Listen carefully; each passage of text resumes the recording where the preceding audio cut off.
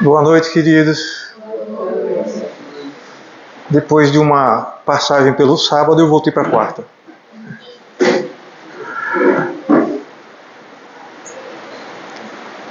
Eu não sei se vocês acompanham, se não prestam atenção, mas eu sempre apareço por aqui, ou em véspera de festa, ou durante festas. E eu adoro todas elas. Adoro todas elas.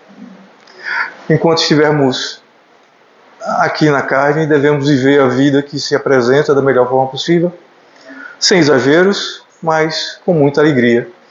É assim que eu penso, é assim que eu procuro viver, né? Beto estava me dizendo que me viu nos forrós. E eu estou mesmo. Bom, vamos pensar, pelo menos assim eu pretendo, pensar diferente do que esse ensinamento traz para a gente. Não é que eu vá mudar, mas trazer para vocês umas ideias diferentes para que essa frase possa ser refletida de outra maneira. A verdade dos outros. Eu tirei esse texto do capítulo Celebração da Desconfiança do livro dos Abraços de Eduardo Galeno. Tá bem pequenininho lá em cima, mas dá para ver. Vejam só o que diz o texto. No primeiro dia de uma aula, o professor trouxe um vidro enorme. Isto está cheio de perfume, disse aos alunos. Quero medir a percepção de cada um de vocês. Na medida que sinta o cheiro, levantem a mão. E abriu o frasco. No instante, havia 2 mãos levantadas. E logo 5, 10, 30, todas as mãos levantadas. Posso abrir a janela, professor? Suplicou uma aluna enjoada de tanto perfume. Outras vozes fizeram eco. O forte aroma que pesava no ar tinha se tornado insuportável para todos. Então, o professor mostrou o frasco aos alunos, um por um. Estava cheio de água. Eles não podiam acreditar no que acabara de acontecer. Ou seja, o professor passou a informação antes, dizendo que tinha um perfume, e todo mundo passou a sentir o perfume e alguns sentiram-se enjoados. Depois o professor disse, é que só tem água, não tem perfume algum.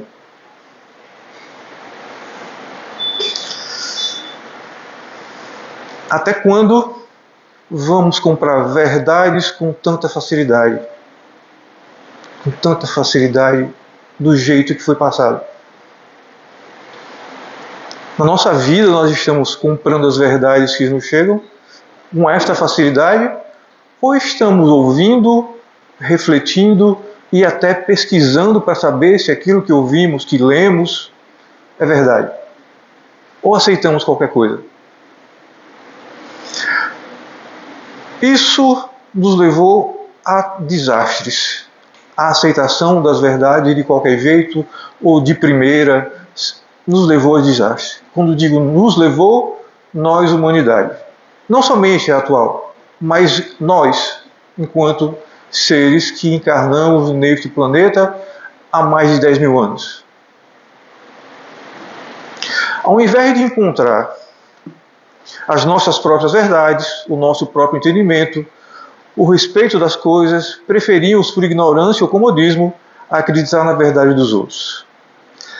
E olhe como tem outros com interesses escusos, com interesses outros que não é nos ajudar e sim prejudicar. Né? Assim, tornamos-nos uma massa facilmente sugestionável, manipulável, facilmente fascinável por essa ou aquela ideia, por mais absurda que possa ser. Divulgamos boatos apenas por ouvir dizer e condenamos pessoas após ter escutado apenas um lado, destruindo vidas inconsequentemente pelo descuido com o verbo. Desenvolvemos um prazer tolo pela fofoca, que em muitos casos se torna um vício deveras perigoso para quem a divulga e para quem é alvo dos comentários. Estamos vivendo isso? A nossa sociedade está assim, né? Mas nós estamos dentro da sociedade, mas não podemos ser assim. Por isso, prestemos muita atenção em nossas existências. Se não estamos comprando as verdades prontas dos outros, em que elas façam sentido em nós. Se não estamos acreditando nisso ou naquilo apenas por dizer ou apenas por acreditar, por ser cômodo ou por não ter nada melhor para crer. Não podemos mais agir como massa sem cérebro, que é facilmente seduzida por novidades, por ideias esdrúxulas ou por promessas fantásticas. Se desejamos mudar nossos líderes, mudemos a nós mesmos primeiro e nos tornemos capazes de escolher melhor o que nos representam nessa ou naquela posição. Finalmente, tenhamos cuidado com o nosso verbo, para que nossa verdade não seja também imposta ao outro com violência. Todos têm o direito de pensar, de escolher e de raciocinar. Temos que ter cuidado com o que ouvimos e aceitamos e ter cuidado com o que falamos para o outro. No Livro dos Espíritos, Kardec pergunta uma vez se nós podemos chamar a atenção de alguém que esteja incorrendo em erro, que esteja se enganando.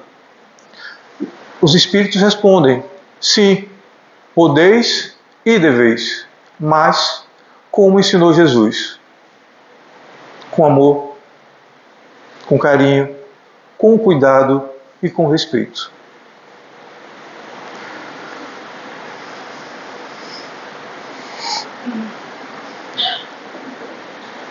A frase título dessa palestra foi inspirada no texto do Evangelho de João, capítulo 8, versículo 32. E conhecereis a verdade vos libertará. Nós podemos utilizar essa frase para tudo em nossa vida. Qual remédio eu devo tomar? Leia a bula, se você não tiver um médico perto. Qual linha de ônibus eu tomo para chegar ao tal lugar? Pergunte.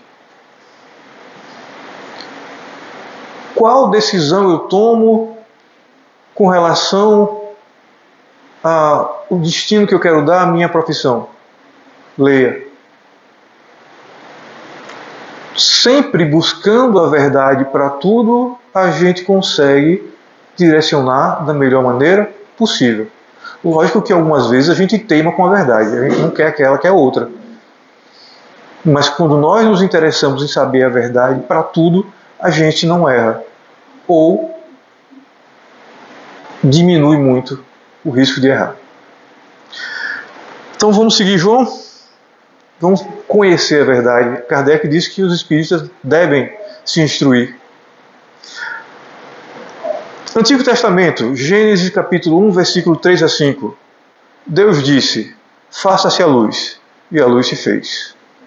Deus viu que a luz era boa. Deus separou a luz das trevas. E a luz Deus chamou dia, e as trevas chamou noite.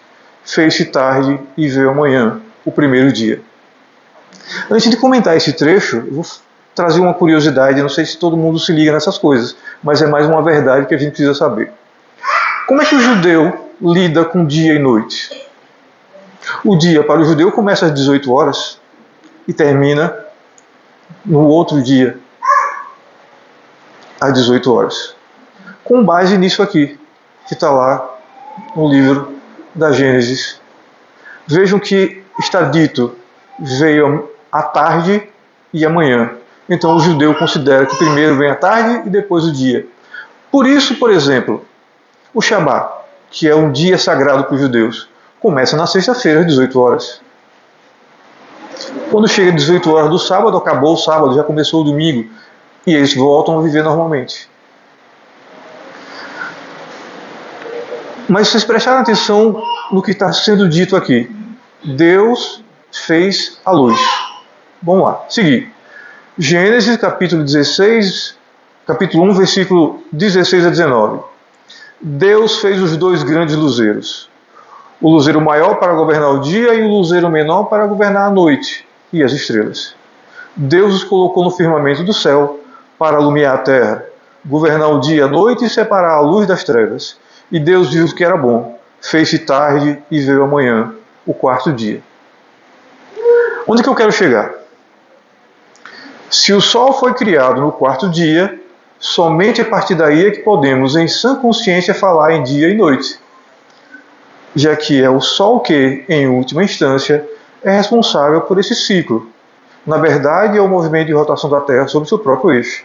Então, anticientífico falar em dia antes da criação dele, do Sol. A leitura do Antigo Testamento. Coisa simples, que não altera o nosso dia a dia, não altera a nossa vida, mas nos ensina que devemos ter atenção em tudo que estamos lendo e, melhor ainda, dar muita atenção em tudo aquilo que estão nos dizendo, nos falando como simples verdade. Isso aqui está lá na Torá, está no nosso Antigo Testamento, na nossa Bíblia. E a gente não presta atenção em certos detalhes. Se a gente prestasse atenção em certos detalhes, nós teríamos condições de prestar atenção em outros detalhes que fazem diferença na nossa vida. Sigamos. Os originais bíblicos não dizem o, mas um Espírito Santo. Se vocês em algum momento estiverem achando complexo, relaxem, tá? Relaxem.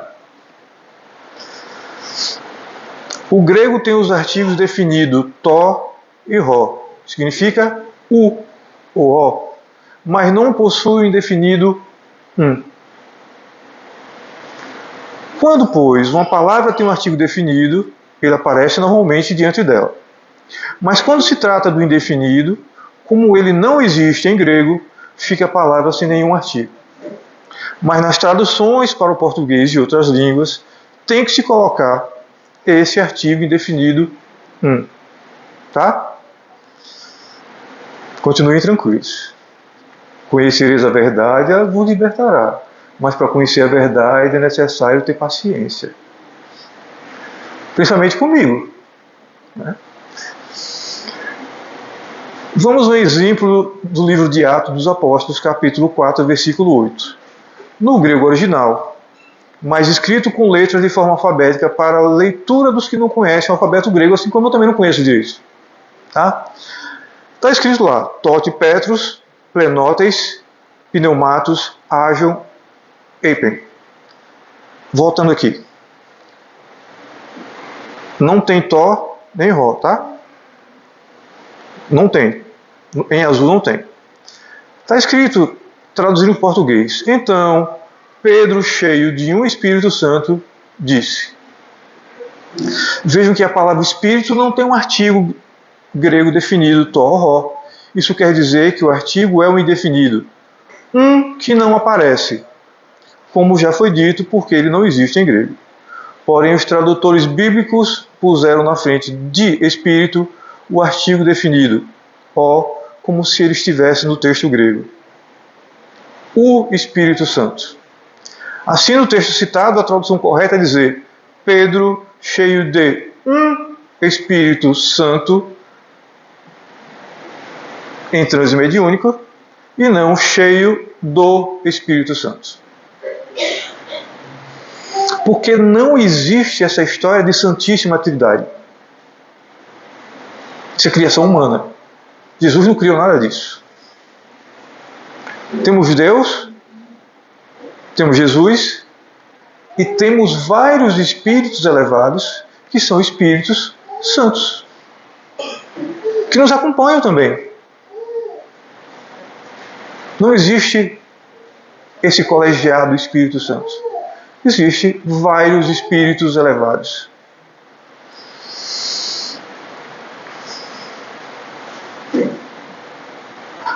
A ressurreição. Voltando a falar de conhecer a verdade, mas com outra história.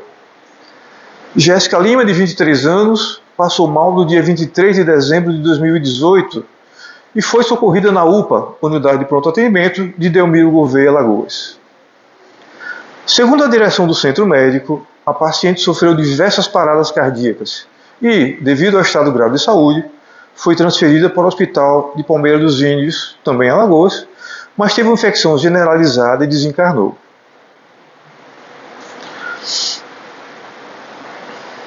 Guardaram a história, né?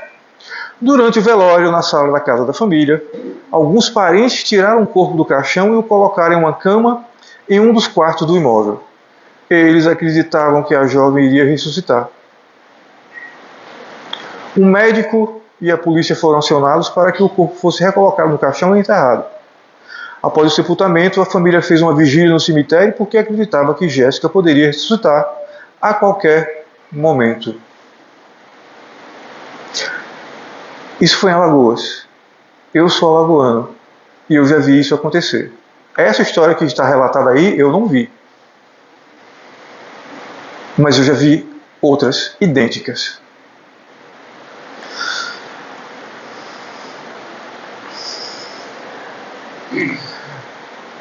Parece anedota, né? Parece piada, mas como se observa, ainda há cristãos que creem na lendária ressurreição do corpo físico. Muita gente aguarda que Lázaro se levante dos mortos. Porém, nós espíritas sabemos que Jéssica não ressuscitará, mas voltará futuramente à vida física pelas vias da reencarnação, assim como Jesus ensinou a Nicodemos, que é necessário nascer de novo.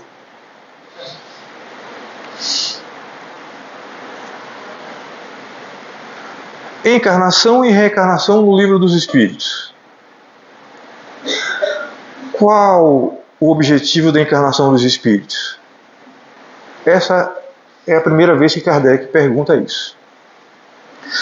Eu não vou fazer leitura do texto inteiro, mas a primeira parte é que responde. Deus lhes impõe a encarnação com o fim de fazê-lo chegar à perfeição. Ou seja, nós encarnamos e somos obrigados a encarnar, porque Deus nos impõe.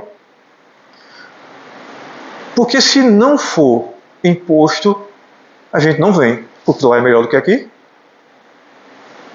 Mas se a gente não vier, a gente não melhora. Porque também é dito que para ver o reino dos céus é preciso nascer de novo. E o reino dos céus, que nós acreditamos, pelo menos que eu acredito, são os mundos ditosos, os mundos celestes. E para chegar lá, nós precisamos nascer várias vezes. Pode ser estranho, né? Nós agora aqui encarnados e falar, não, para chegar a ver o reino de Deus, é preciso nascer várias vezes. Não, mas eu quero desencarnar agora e ir direto. Mas quando você chegar lá, vai ser reprovado, vai mandar voltar. Então, você tem que se melhorar.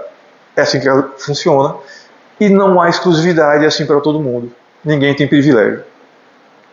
Mas vejam, se a encarnação tem o objetivo de nos levar à perfeição, e essa perfeição nos leva a mundos superiores, mundos felizes, então não devemos nunca reclamar de estar encarnados. A história de abrir a boca e dizer, eu não pedi para nascer, a melhor parte é que nós pedimos mesmo. Né? A nossa consciência nos cobra. Posteriormente, Kardec pergunta novamente, só que ele não pergunta qual é o objetivo da encarnação. Ele pergunta sobre reencarnação.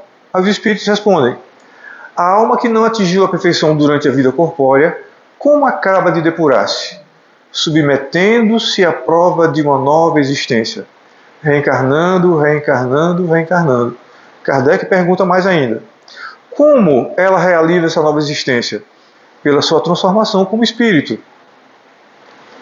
É simplesmente como transformação como espírito?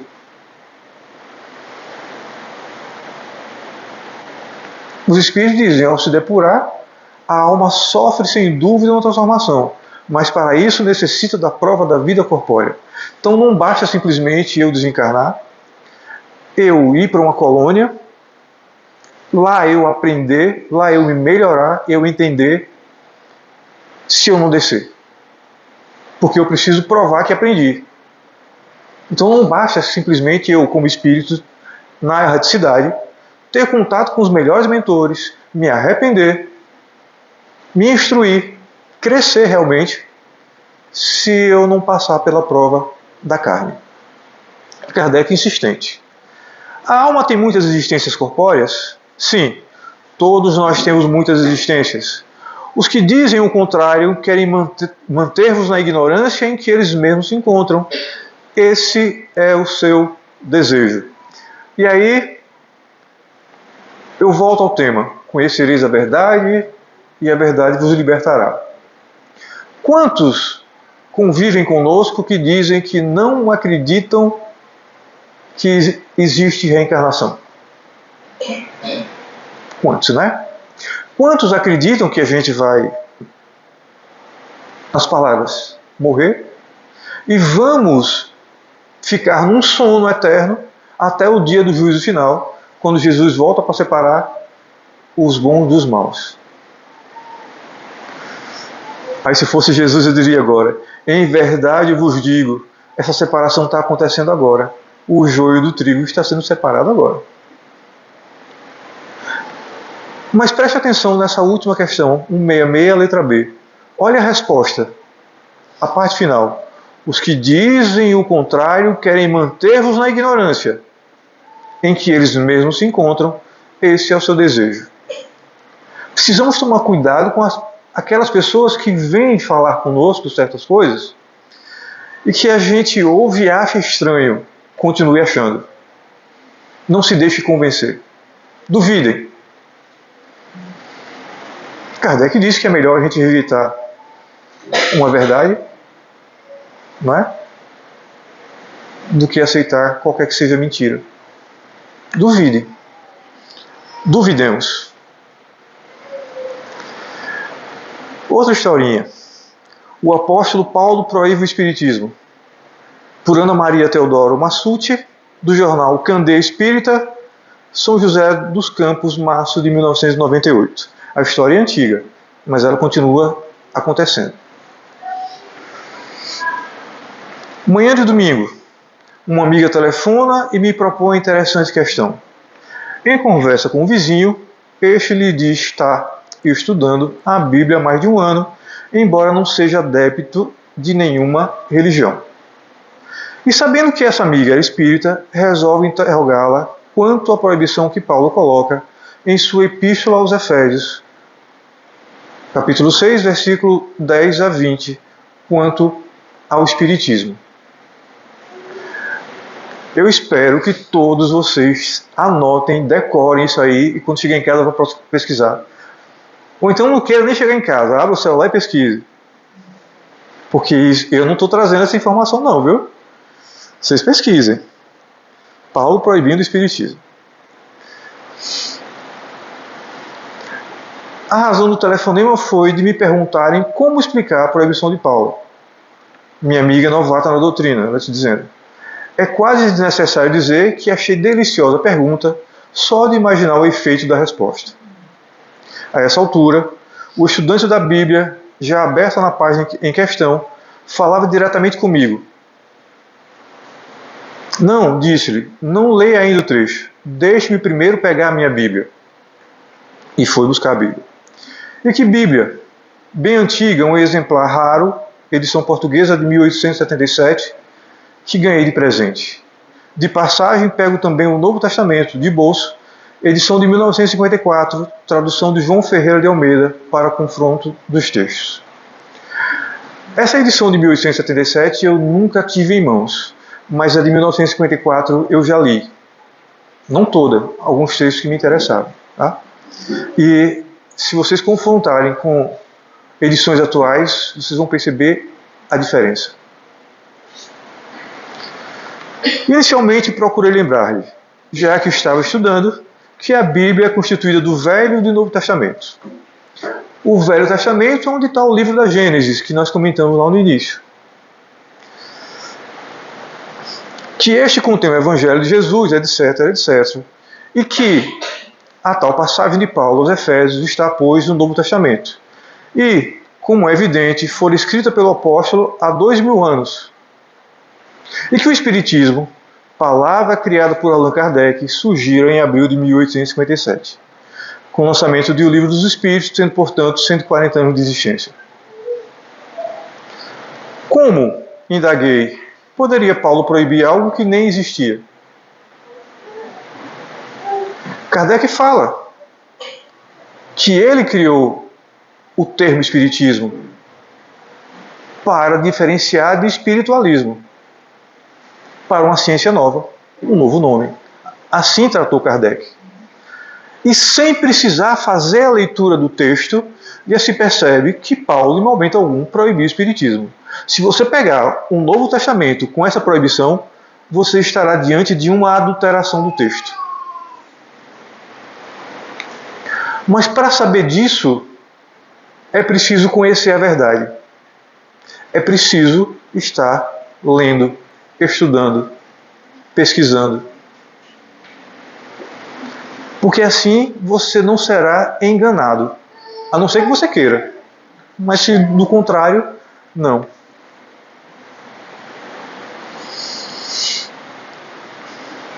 Então, como explicar esse texto? Me pergunta ele inocentemente.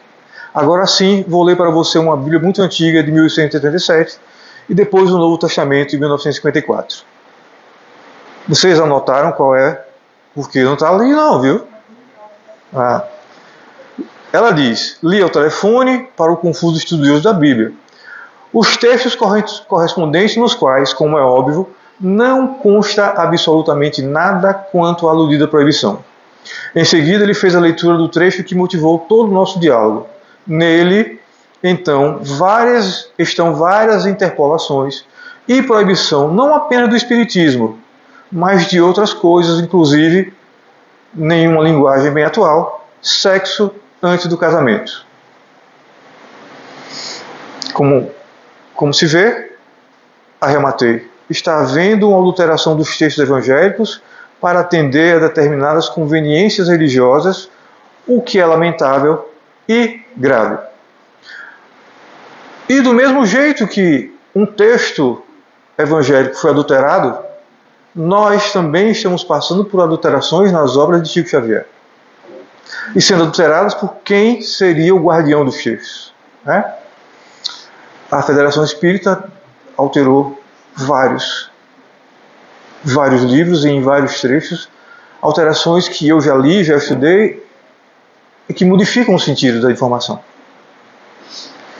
De 2012 para cá, vocês vão encontrar, se quiserem comparar, várias modificações que mudam sim o sentido da informação trazida por Chico Xavier, através da sua mediunidade, dos vários espíritos que por ele se manifestaram.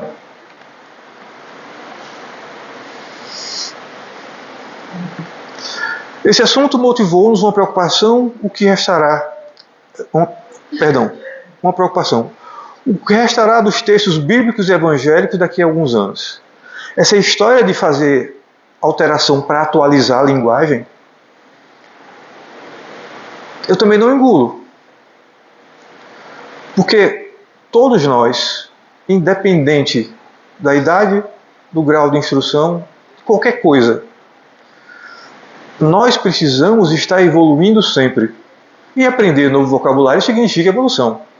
Aquele que se nega a aprender também será cobrado ao chegar do outro lado. Porque toda oportunidade de aprendizado que nos é dada, a gente tem que abraçar. Quando a gente nega essa oportunidade, a gente vai prestar contas disso. Então, aprender o nosso vocabulário da nossa língua mãe não é sacrifício, é evolução. Emmanuel, ele reencarnou como Padre Manuel da Nóbrega, se não me engano, e outro padre em São Luís do Maranhão. Essas duas encarnações, ele as fez para aprender a dominar a língua portuguesa, para quando voltasse, né, na tarefa de ajudar Chico Xavier, na sua psicografia ele dominasse a língua. Ora, Os espíritos têm esse trabalho porque a gente que está aqui não pode ter. Porque a gente se nega a crescer, porque a gente se nega a evoluir. Porque nós nos negamos a conhecer a verdade para ter a libertação.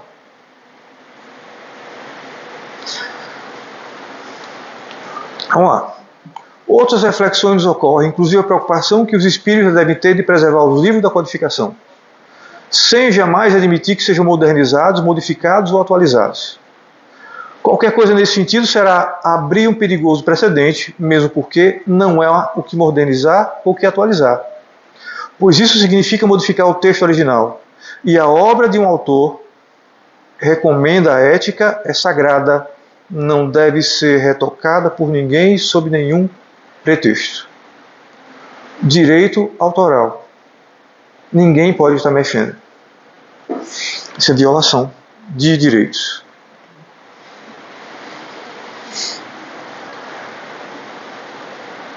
Esse é o texto ainda da autora. Pessoalmente, considero o discurso de Kardec atualíssimo, muito didático, claro, estilo sóbrio e elegante, e não vejo motivo para colocá-lo na forma de linguagem atual, como às vezes pretende o que representaria nivelar por baixo. Como diz Alexandre, instrutor de André Luiz e missionário da luz, em outras palavras, que nós, encarnados, queremos a presença e a companhia dos espíritos superiores, e que estes baixem até nós. Porém, não fazemos nenhum esforço para subir até eles. Os espíritos nos trazem as informações. Ah, mas essa palavra eu não conheço. Descubra. O dicionário está mais fácil ainda de se acessar hoje em dia, está na palma da mão no celular. Descubra que palavra é aquela e se aproxime do espírito. Porque ele já baixou demais. E a gente não quer fazer o mínimo esforço. A sua vigência, portanto, depende de nós que já o entendemos, aceitamos e divulgamos. Afinal, de que vale ser espírita, acreditar na existência dos espíritos, se essa crença não nos torna melhores, mais pacientes, indulgentes e benignos? De nada valeria então, pois a humanidade permaneceria estacionária. Nós precisamos evoluir, gente. Você viu que Kardec perguntou qual o objetivo da encarnação? Para que a gente alcance a perfeição. A gente só alcança a perfeição se a gente se melhora. E essa melhora tem que ser intelectual e moral. Se for mais uma que a outra, nós vamos andar mancando. Seja de um lado, seja do outro. Precisamos tentar evoluir as duas ao mesmo tempo, para que a caminhada seja segura, firme e que nada nos derrube. Precisamos conhecer a verdade. Precisamos ler mais. Quando a gente começa a ler mais, nós começamos a influenciar os outros. Eu já devo ter comentado aqui sobre um livro chamado Jardim das Rosas. Eu sempre troco, eu não sei se é Vera Lúcia ou Maria Lúcia Manizek de Carvalho, a autora, encarnada. Não lembro agora o nome do espírito. Pois bem, este livro me ensinou como é que funciona o mecanismo de obsessão quando alguém vai até um terreiro de umbanda, de candomblé, e faz o seguinte pedido: eu quero que fulano se apaixone por mim. Este livro explica isso. E na época em que eu era professor universitário, e professor universitário ele é indagado por certas coisas que a gente nunca imagina que alguém vai perguntar, tocou o sinal do intervalo, 3 alunos correram ao birô. Professor, não sai agora, não tire uma dúvida, se eu souber. Professor, como é que macumba pega? Aí eu disse: anote aí o livro, comprem e leiam, depois a gente conversa. As 3 compraram o livro. Depois da leitura desse livro, elas não pararam de ler mais. Então, quando você estiver lendo alguma coisa e o livro for bom, saia falando dele. Compartilhe. Se não quiser emprestar, Anote, compre esse livro, você vai gostar. Ou então dê de presente. Mas quando nós conhecemos e compartilhamos a verdade, ela está ajudando a libertar outra pessoa. E nós estamos contribuindo para a evolução desta pessoa. Porque nós conhecemos a verdade e a verdade nos libertou e nos ajudou a libertar outro. Não é fazendo super manobras como o Super-Homem ou como a Mulher Maravilha. É fazendo pequenas coisas que a gente vai conseguir alcançar essa evolução, esse crescimento, essa perfeição. Mas para isso a gente precisa conhecer. Quantas vezes, assim como aconteceu com uma das criaturas que foi consultada pelo estudante e que estava começando a doutrina, não sabia responder.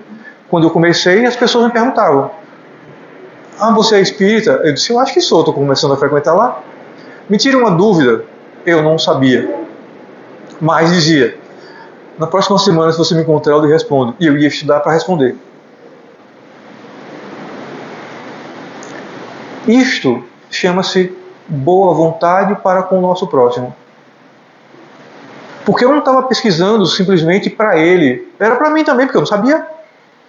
Mas por conta deste indivíduo que me perguntou, eu fui estudar aquele assunto específico que talvez estivesse longe ainda do meu conhecimento, porque eu estava estudando essas coisas.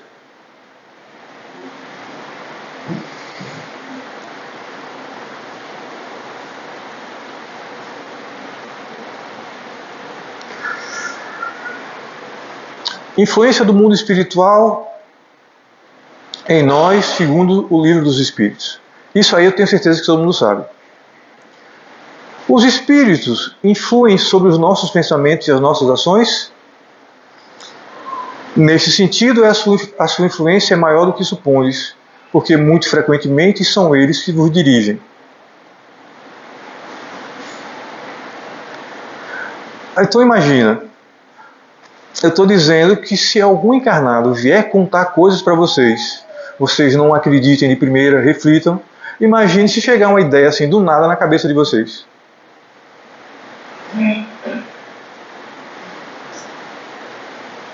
Mas, agora, quem não sabia passou a saber, sabem que os espíritos nos influenciam mais do que a gente imagina. A partir do momento que você estiver andando na rua e alguém disser: você é doido, você disse: essa ideia não é minha. Você já tem noção. Quando a gente sabe, fica mais fácil aceitar essas coisas. Você está em certas discussões, né? Um fala uma coisa, outro fala outra, e de repente vem aquela ideia perversa de falar aquilo que vai machucar o outro. Você não está nem pensando naquilo, mas a ideia vem. Não fale. Não fale, porque a desgraça está ali, na porta, batendo. Deixa eu entrar. Quantas vezes eu pelo menos já ouvi alguém dizendo assim: eu nem me lembro de ter feito isso. No calor da emoção, você se desequilibra, o seu espírito se abre para essas influências negativas. E se esses espíritos que estão ali ao redor tiver alguma coisa contra você, ele vai aproveitar a oportunidade. Dê um murro, dê uma facada, se mate, se jogue, chame disso, chame daquilo, ofenda, e as ideias vêm. Se você se deixa levar, casamentos se acabam, vidas são perdidas.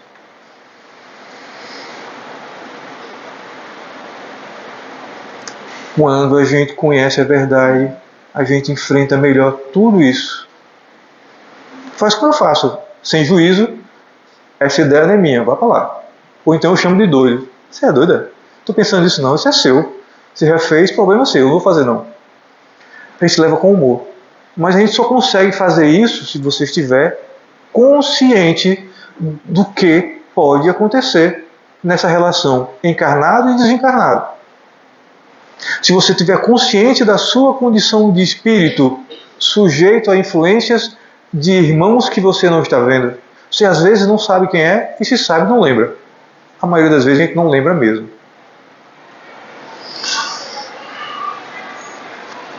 (460) Temos pensamentos próprios e outros que nos são sugeridos. Vossa alma é um espírito que pensa. Não ignorais que muitos pensamentos ocorrem a um só tempo, sobre o mesmo assunto, e frequentemente bastante contraditórios. Pois bem, nesse conjunto há sempre os vossos e os nossos, e é isso o que vos deixa na incerteza, porque tendes em vós duas ideias que se combatem. É aquela ideia do desenho animado da Disney, dois patetinhas, um capetinha e um anjinho. Todos nós temos. O que é que a gente pode fazer? Fazer o anjinho ficar mais forte, malhadão, para superar o capetinha. E como é que a gente faz isso? É o exercício da nossa consciência. Pensamentos bons o tempo inteiro, bons propósitos, boas atitudes. Porque quanto mais a gente tem isso, mais forte fica o nosso anjo da guarda, o nosso mentor, o Espírito Santo que está ao nosso lado.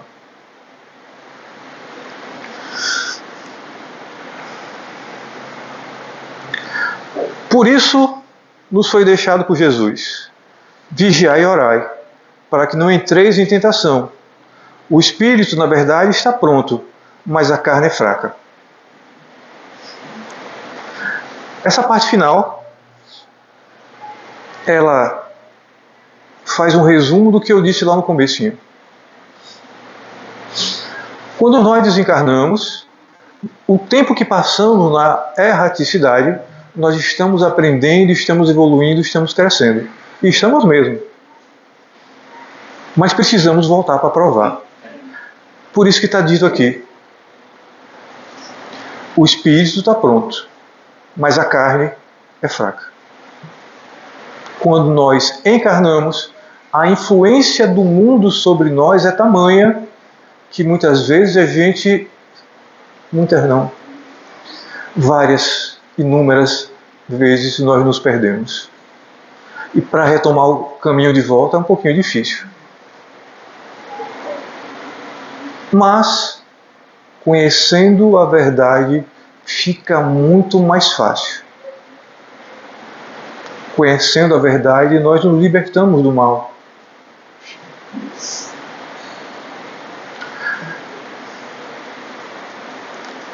Não estava programado, mas logo cedo eu estava ali lavando o óculos. Aí uma irmã nossa aqui, eu estou lembrando, eu não esqueço da primeira vez que esteve aqui. Aí eu lembrei do tema, que foi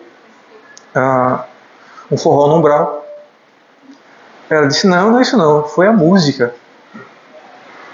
Aí cantou a música. E talvez tenha tudo a ver com o que eu estou falando para vocês. Música de João Nogueira, dos anos 70. João Nogueira é pai do outro Nogueira novo, que faltou o primeiro nome agora. Diogo Nogueira.